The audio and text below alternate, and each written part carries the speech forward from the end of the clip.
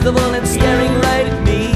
She hollers over everyone, do you know the music's loud? Says I know a better one, I'll sing it for you now. I fiddly idle dee, everybody sing it out with me. I fiddly idle dee, we're on the road to Anglesey.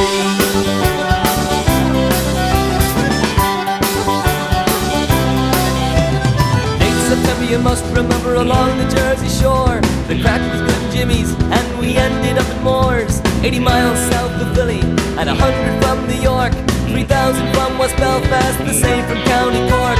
It starts off with the local bands and the Cayley dancing crew. Then Nathan belts a ballad out and Paddy Riley too. The Wolf Tones get excited when Sinead sings Foggy Dew. We almost had the Pope say mass but he couldn't find a room. I fiddly idle dee, everybody sing it out with me. I fiddly idle dee, we're on the road to Anglesey.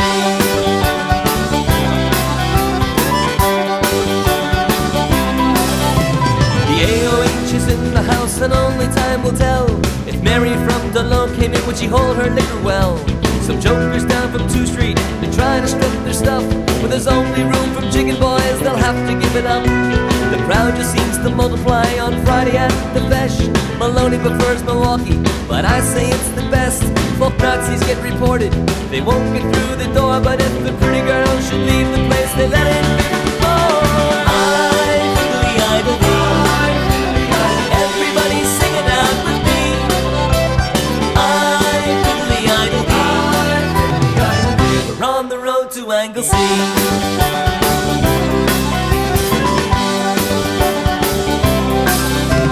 5 a.m. is closing time and Bilby rocks the band. A lonely piper on the beach is wailing in the sand. 4 nights of cloudy judgment, but the cops won't lock you up if you stay between the ditches and your beer is in a cup. Well, Monday things are quiet now, the visa's running out. 1,000 people take the pledge, they're swearing off the stout. But I'll make a little wager, in September you'll see 1 million plastic patties on the road to Anglesey.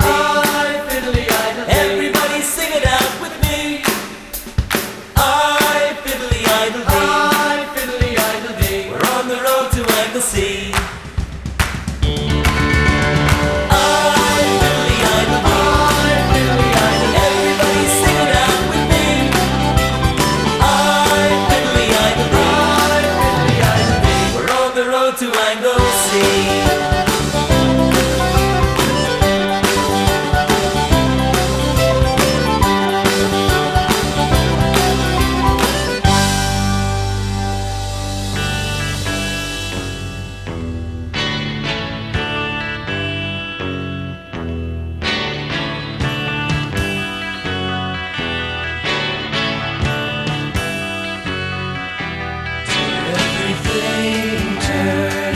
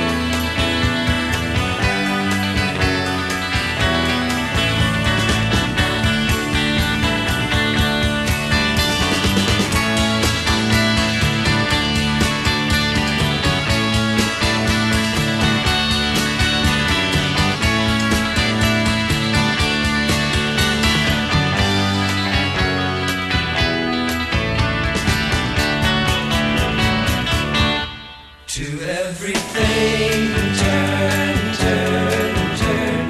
There is a season, turn, turn, turn. And a time to every purpose under heaven. A time to gain, a time to lose, a time to rend, a time to sow, a time for love, a time for hate, a time for peace. I swear it's not too late.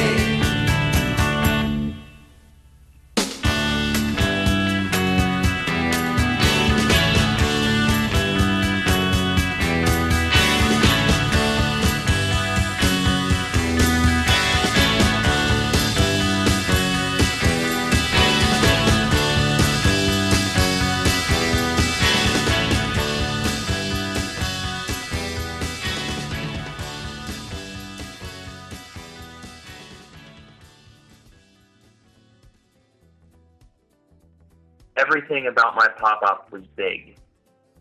His hands, his feet, his head, his voice, his attitude, and especially his heart. It's funny to reflect that I called this man Pop-Up. It seems a queer name for a man of such stature, a man who was paid to put fear into rotten little punks like me. But to me, he was Pop-Up. And I was never afraid of his size, his voice, or even his choice words. And believe me, I was a boy who could have used a healthy dose of fear. I think the problem was that I met him when I was a baby. I'm sorry for anyone who has never seen McDermott with a baby. And anyone who has, I am certain, will never forget the wonderfully ironic scene. To a baby, he was a mountain. A great mountain of belly, which you climbed and tickled, and the earth shook with a gruff, ah-hoo-hoo-hoo-hoo-hoo, ah-ha-ha-ha-ha-ha. I haven't thought of that in a long time. Thinking back on all the time between then and now makes me wish I had shown this wonderful man more respect and given less excuses. I remember one time, I must have been about 4 years old, I explained to him, "I'm not bad, Pop-Up, just the things I do are bad." But Jimmy McDermott was a magnanimous fellow, and whether it was you that was bad or just the things you did, he still paid you $10 an hour to rake up the itchy balls that fell from the sycamore in the backyard, even though he knew you were spending most of the time trying to balance the rake on your nose. You know, I always hated doing that job, even though it was the only thing he ever really asked me to do. I think maybe it really was me that was bad. But even though I hated it, I was hurt and jealous when he asked David Bryan to do it instead. I'm sorry I wasn't more helpful, Papa. I'm sorry I didn't jump at the chance to pay you back for all the times we got to go on every single ride at Maury's Pier. I know those wristbands didn't come from nowhere. Or for helping me make my Pinewood Derby car look like Sonic the Hedgehog. I know you were frustrated that you couldn't make me understand that it was a simple design that would make it go faster, not spikes and blue paint. Or for letting me live in your house when I was grown and should have been able to support myself. Or for putting your good name on the line and getting me a job at the Knights of Columbus as a banquet server, even though you knew I was a high-risk employee. I'm sorry, Pop-Pop, and I'd go back and I'd do it all differently if I could, because I do love you, and I do respect you, as much as any other person here, and more than I'll ever get the chance to show you. I wish I could be here in person to read this. I'm having a hard time wrapping it all up. It's hard, you know? I wasn't expecting to ever have to do this. My Pop-Up always seemed such a pillar of strength. So competent and so capable that even after losing his eyesight, we all still felt safe getting into a golf cart with him behind the wheel. I guess I don't know how to end this, because this isn't the end of Pop-Up McDermott for me, or for any of us, I'm sure. His great presence will always be with us because he was literally larger than life. Everything about my pop-up was big.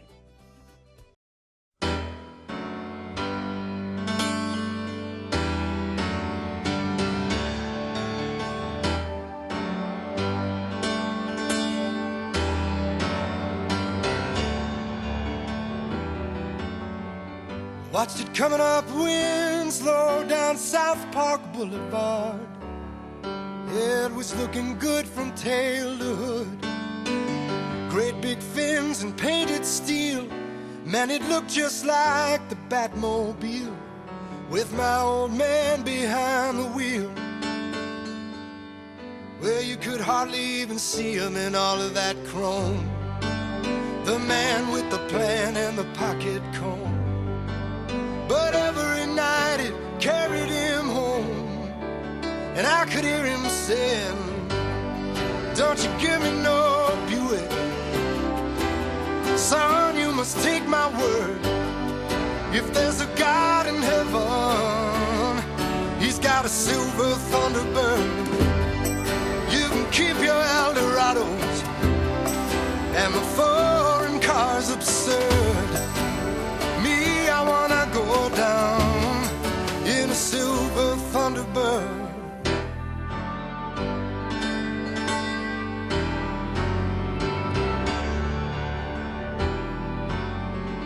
Got up every morning while I was still asleep, but I remember the sound of him shuffling around. Right before the crack of dawn is when I heard him turn the motor on. But when I got up, they were gone. Down the road in the rain and snow, the man and his machine would go. Oh, the secrets that old car would know.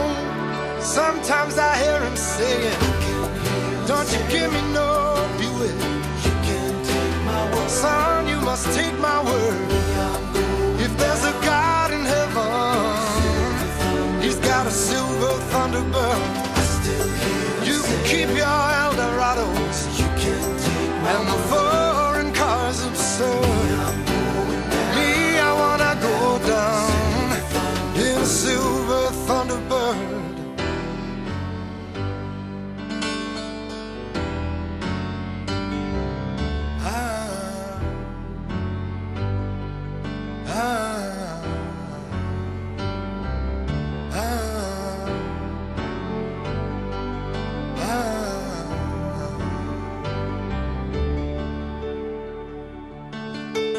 Down the road in the rain and snow, the man and his machine would go. All the secrets that old car would know. I still hear him saying, "Don't you give me no Buick, son, you must take my word.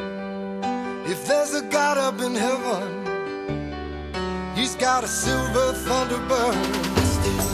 You can keep your Eldorado, and the